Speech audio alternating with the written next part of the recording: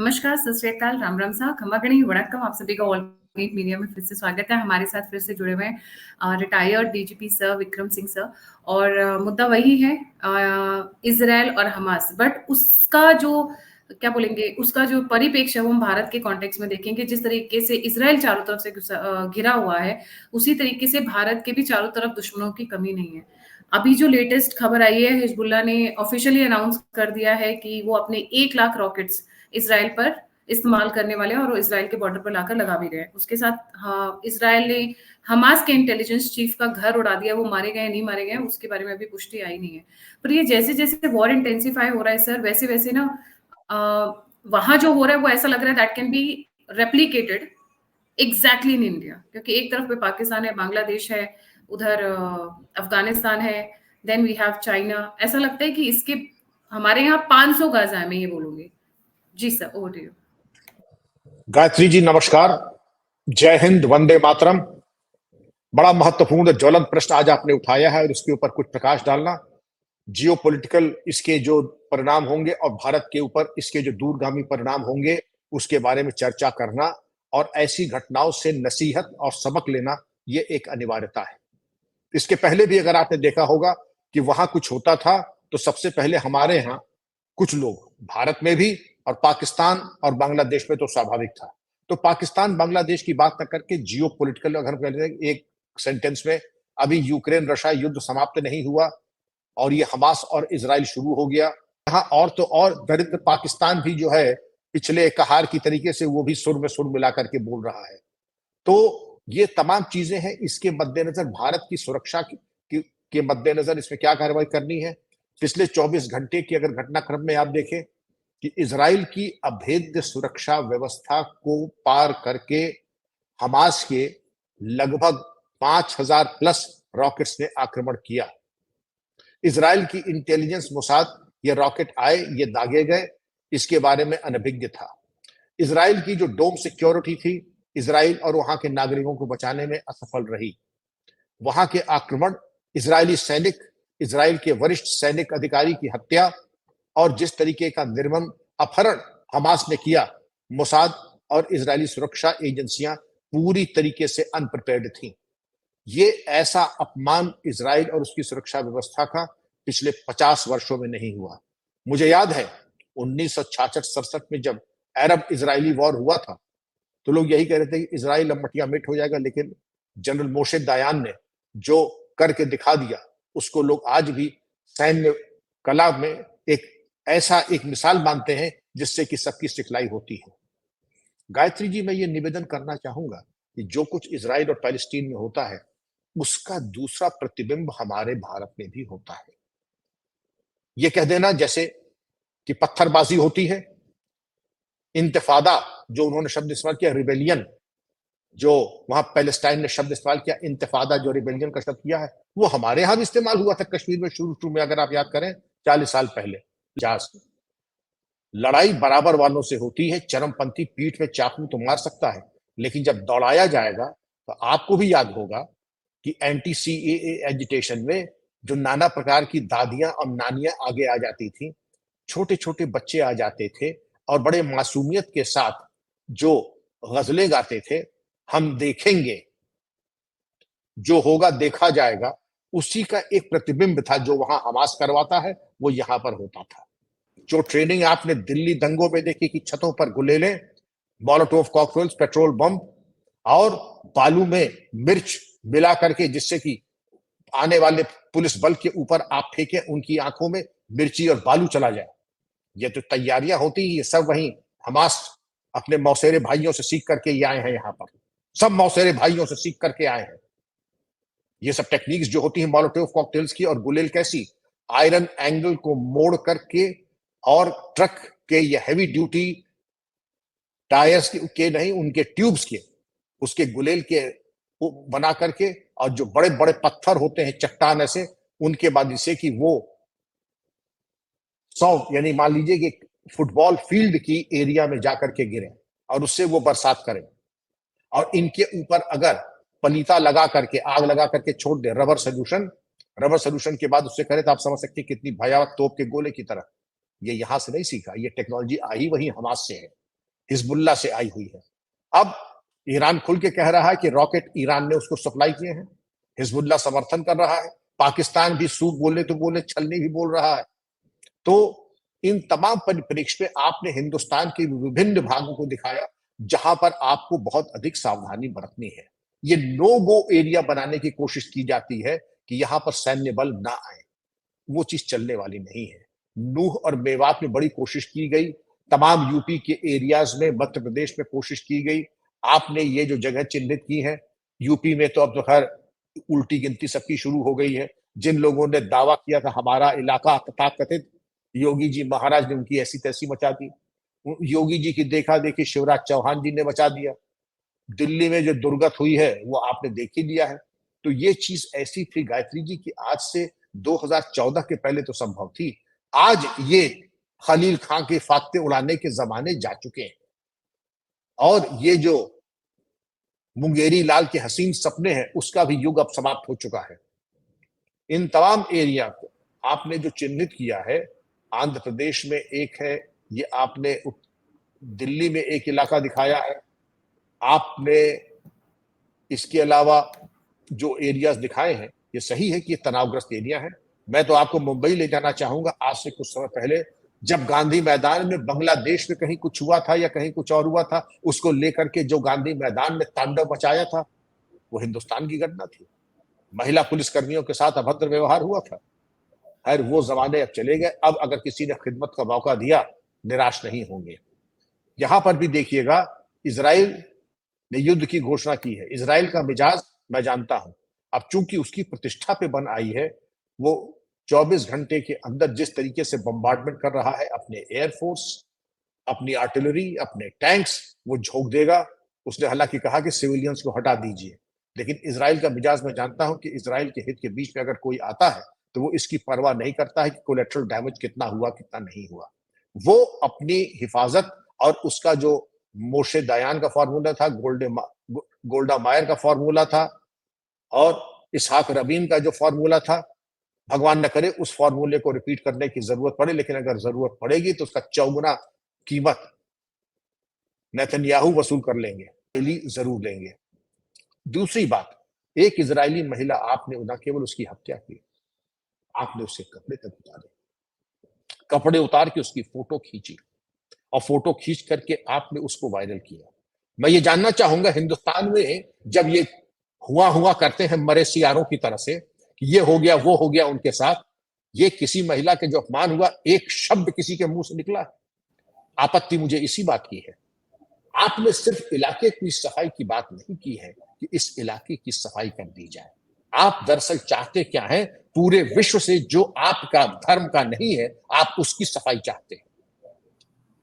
और पाकिस्तान का यह कथन कि यहूदियों के खिलाफ आक्रमण है, पैलेस्टाइन और हमास का यह कहना, हिजबुल्लाह कहना कि यहूदियों को हम मिटा देंगे, ये किसने हक दे दिया है?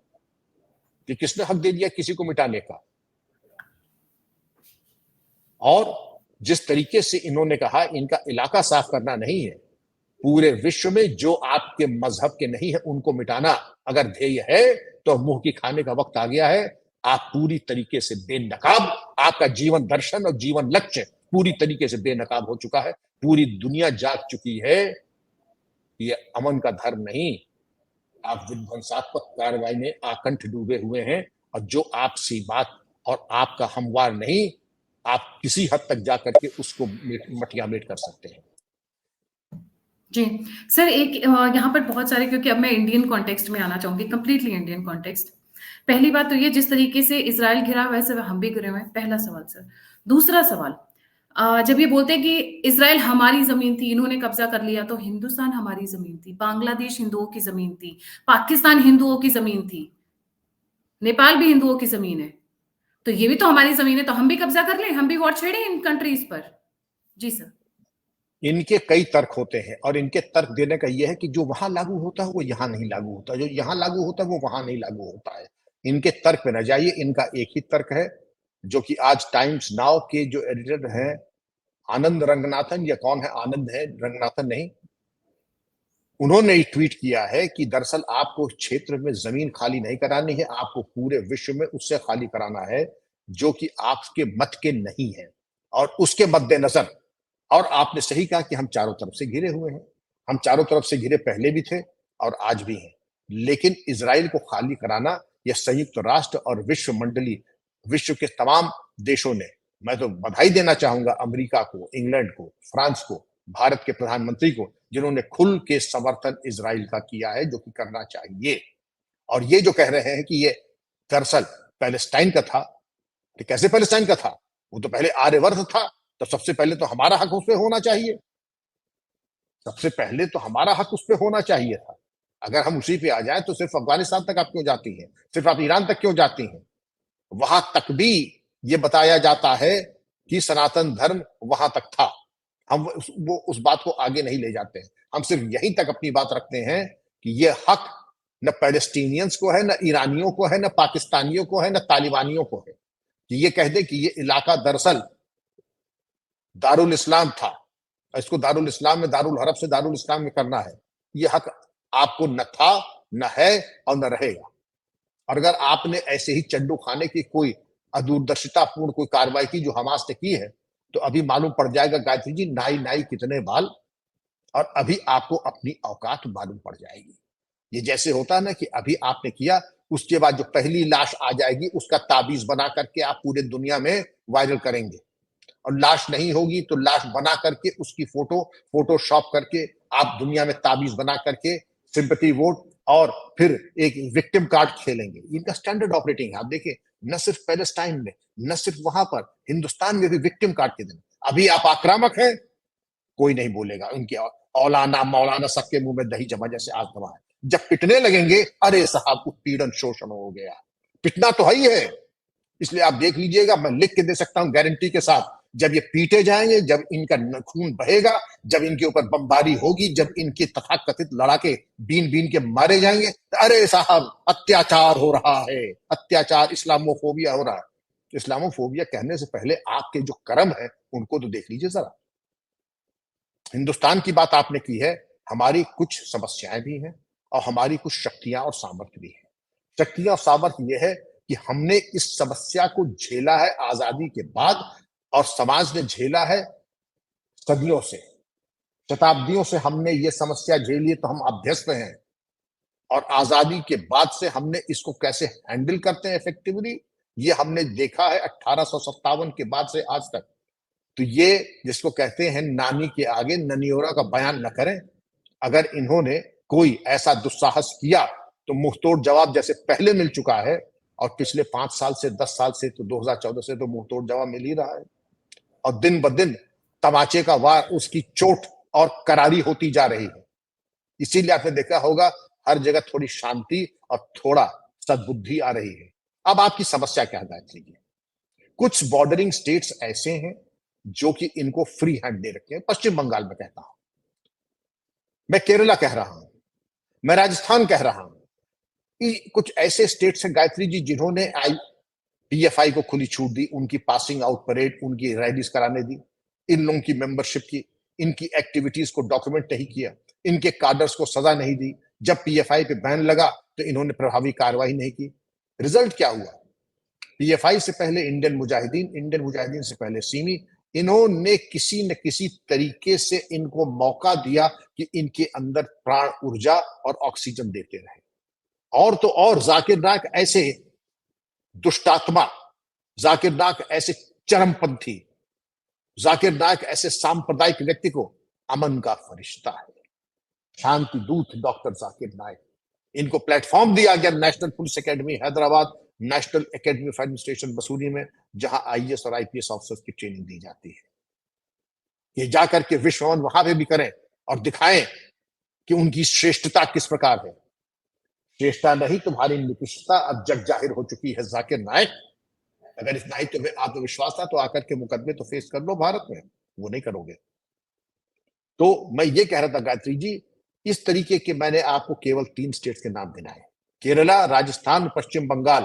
करके केरला का पौंडीचेरी, कश्मीर, बंगाल, गुजरात, राजस्थान में गहलोत जी तो उनके रोज चरण धो धो कर पी रहे हैं। छत्तीसगढ़ में भी लोग उनके चरण धो धो कर पी रहे हैं। कर्नाटका में भी अब आपको पता ही है सरकार बदल गई है और वहां पर भी यही कहानी हो रही। तमिलनाडु में एमके स्टालिन, जिस तरीके से एमके स्टालिन और उनकी पार्टी जो बयान दे रही है वो भी नजर में आता है। तेलंगाना सबको पता है, तेलंगाना एंड आंध्रा में ओवैसी, और उड़ीसा के जो बॉर्डर एरियाज हैं जो वेस्ट बंगाल से मिलते हैं, वहां पर पूरी की पूरी डेमोग्राफी चेंज हो रही है, क्योंकि उधर से रोहिंग्यास और बांग्लादेशीज का इन्फ्लक्स बहुत तेज हो रहा है, अंदर आना बहुत तेज हो रहा है उड़ीसा में। तो ये जो उभरते हुए हमारे अंदर में जो गाजा है, इनसे कैसे निपटेंगे? क्योंकि बाहर वालों से खतरा नहीं है, खतरा हमें घर में बैठे हुए इन इन मीर जाफर से प्रॉब्लम है। जी सर। बिल्कुल सही कहा आपने गायत्री जी, लेकिन ये समस्या आज की नहीं है। आज से 30 साल पहले ये समस्या शुरू हुई, लोग नजरअंदाज कर देते थे। 20 साल पहले हल्की सी जागृति हुई, हल्की सी जागरूकता पैदा हुई। उसके बाद ये था कि प्रिवेंटिव एक्शन एसएसबी नाम की फोर्स का गठन हुआ और बॉर्डर के एरिया को सिक्योर किया गया। उसके बाद और इंटेलिजेंस को उच्चीकरण किया गया। ये सब जो डेवलपमेंट्स आप बता रही हैं, ये ऐसा नहीं है कि इंटेलिजेंस अनभिज्ञ है इन सब चीजों से। सर लास्ट पॉइंट पर मैं आऊंगी। इस वक्त एनआईए बहुत अच्छा काम कर रही है, और कल अमित शाह जी का एक बयान भी आया कि हम अगले आने वाले 2 सालों में अर्बन नक्सल्स, जो लेफ्ट विंग टेररिज्म है, उसको हम खत्म कर देंगे। इसमें आप एनआईए, मैं ये बोलूंगी कि सब न्यूज आती रहती है पर कनेक्ट द डॉट्स नहीं हो पाता है। आती है, यहाँ रेड पड़ी, यहाँ उठाया, वहां रेड, तो सामने में जो चल रहा है पर पीछे में सफाई अभियान जारी है, धीरे धीरे धीरे धीरे स्टेट वाइज, क्योंकि रोज किसी ना किसी स्टेट में आवाज आ रही होती है, अलकायदा का पकड़ा, आईएसआईएस का पकड़ा, आईएसआई का पकड़ा, इस तरीके से। तो यहाँ पे एनआईए का रोल बहुत इंपॉर्टेंट हो जाता है, साथ में साथ पुलिस इंटेलिजेंस का भी रोल बहुत इंपॉर्टेंट हो जाता है। तो इस तरीके की कोई कमिटी बनी है, इस तरीके का कोई कोऑर्डिनेशन जो है, जो रिसेंटली एस्टैब्लिश हुआ है, क्योंकि ये पहले नहीं होता था, अब बहुत फास्ट फॉरवर्ड हो रहा है। जी सर।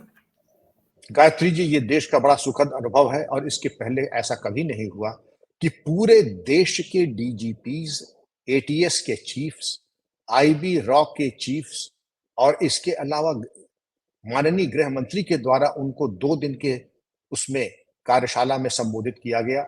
और एजेंडा में आपने जिस एजेंडा की बात की वो दूसरे दिन की बात थी कि लेफ्ट विंग एक्सट्रीमिज्म में जीरो टॉलरेंस, 2 साल में उसका समापन। क्योंकि जो सुखद और जो जो सक्सेस रेट आपको मिली है हमारी सुरक्षा बलों को, जो इंटेलिजेंस और एनआईए का कोऑर्डिनेटेड एक्शन, जो इंटेलिजेंस शेयरिंग का प्लेटफॉर्म बना, ये पहले नहीं था।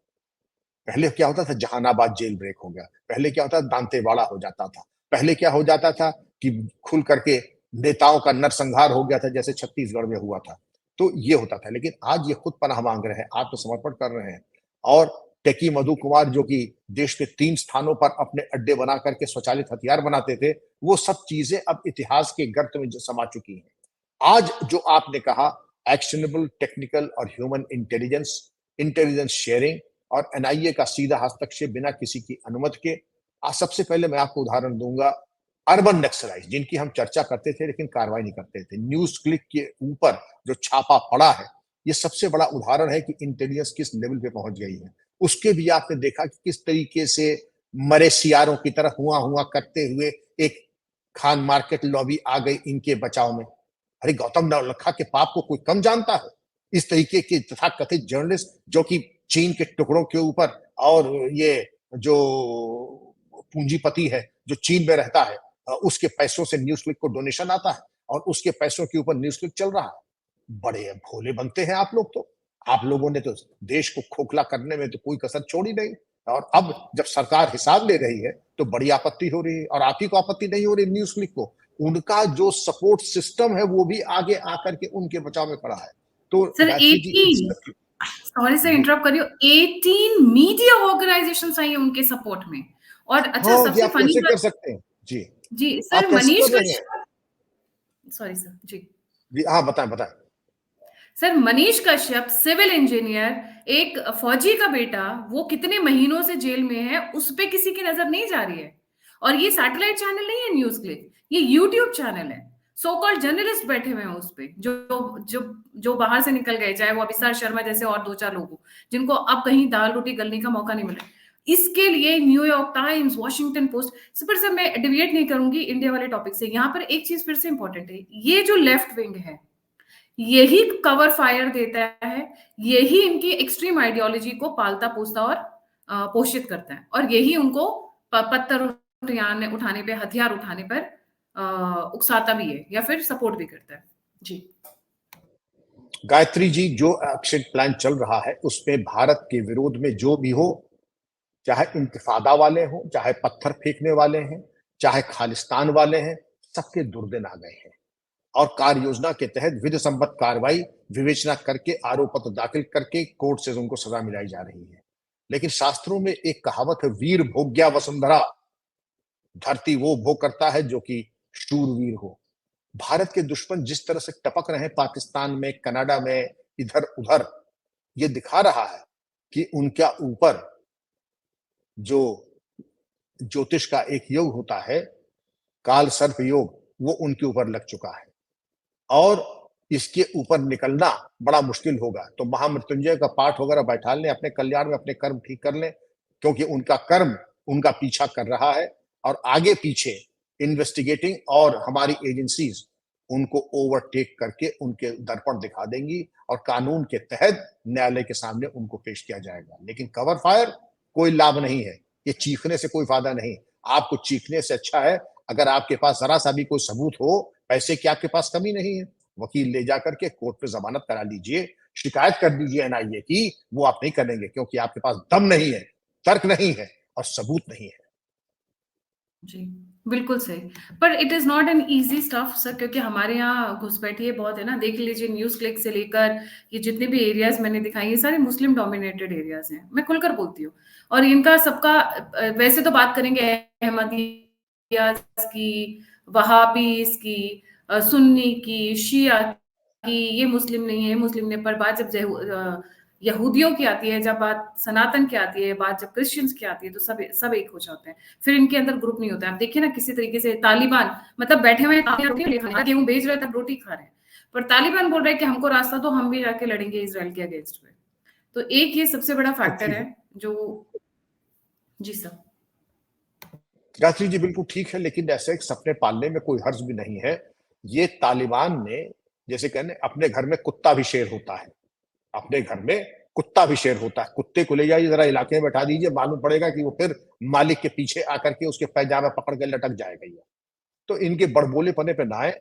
हमको अपनी डिफेंस, हमारा किसी से विरोध थोड़ी है, लेकिन अपनी डिफेंस, अपनी हिफाजत, अपनी इंटेलिजेंस उच्च कोट की रखनी चाहिए। जो हमारे हितैषी है, हमारे स्ट्रेटेजिक एलाइज है, उनके साथ संबंध बनाना चाहिए। इजराइल का खुल के साथ देना चाहिए, उनका सहयोग देना चाहिए, नैतिक भी, शस्त्रों से भी और अभिसूचना से भी।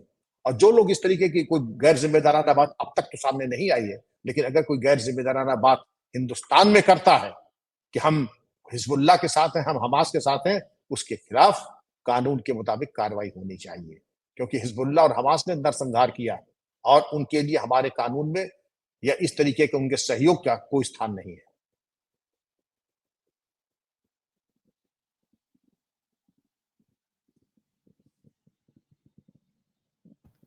जी सर। जी सर।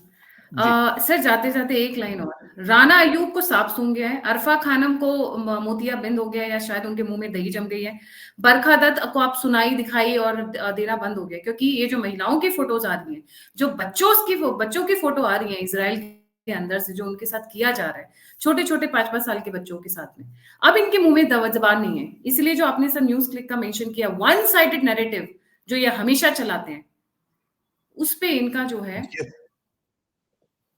दोगलापन सही कहा दिखता है। गायत्री जी, ये इनके टुकड़ों पे पलने वाले, ये उनके पैसा लेकर के वही बोलेंगे जो डायलॉग रख करके इनके मालिकान इनको देंगे। इनके अपनी कोई जबान नहीं है, इनकी जबान, इनकी सोच वही है जो इनके मालिकान, जिनके टुकड़ों पे ये सब पल रहे हैं और पल रही हैं, उन्हीं के जुमले, उन्हीं के डायलॉग बोलेंगे। इनमें किसी तरह की वैचारिक स्वतंत्रता या किसी तरह का नैतिकता की आप उम्मीद ही क्यों कर रही हैं? ये वो जगह है, नकलिस्तान, जहां पानी खोजना भी बेवकूफी होगी। इनसे उम्मीद भी न कीजिए, आप अपनी तैयारी पूरी रखिए और इनसे न कुछ उम्मीद कीजिए। उम्मीद कीजिए अपने पुरुषार्थ पर और परमात्मा पर। जी। सर, क्योंकि बहुत सारे पॉइंट्स हैं, क्योंकि इज़राइल से निकलना जैसे शुरू हुआ, इन लोगों का जैसे ही पेट भरता है ना, जैसी थोड़ी-सी 1 इंच चमड़ी बढ़ जाती है, तैसे ही इनका ना इस्लाम भी जाग जाता है। जब ये भीख माँग रहे होते हैं, तब ये कटोरा लेकर घूम रहे होते हैं और जैसे ही थोड़ा-सा इनका खाना-पीना सब सही हो जाता है, तैसे ही इनको ना प्रॉफिट मोहम्मद और बाकी चीज़ें याद आना शुरू हो जाती है। इस परिप्रेक्ष्य में मुझे कश्मीर सबसे ज़्यादा खतरनाक लगता है। 370 हटाया हुआ है, फोर्सेस बैठी हुई है, इसलिए अभी शांति है। पर अब वहाँ पर क्योंकि डेवलपमेंट आना शुरू हो गया, तो जब जब इनका क्या बोलते हैं, जब थोड़ा पेट भर जाएगा, जब ये थोड़े से अच्छे हो जाएँगे, तब इनका रंग देखने लायक होगा कि ये किस रंग में बात करेंगे। गायत्री जी, भारत ने भी जी, बहुत सबक सीखे थैंक हैं, यू। हम सब ने सबक सीखे हैं। Thank you very much. फिर अगली बार हम लोग फिर मिलेंगे। Thank you. Thank you so much sir for joining. जाने से पहले सभी व्यूअर्स से रिक्वेस्ट है, please don't forget to like, subscribe and share the all team media. और अगर आप कंट्रीब्यूट करना चाहते हैं, जुड़ना चाहते हैं, फीडबैक देना चाहते हैं, तो सभी डिस्क्रिप्शन बॉक्स में। इसी के साथ जय हिंद, जय श्री राम, हर हर महादेव। जय Hind, thank you sir. Vande Mataram. Thank you, thank you.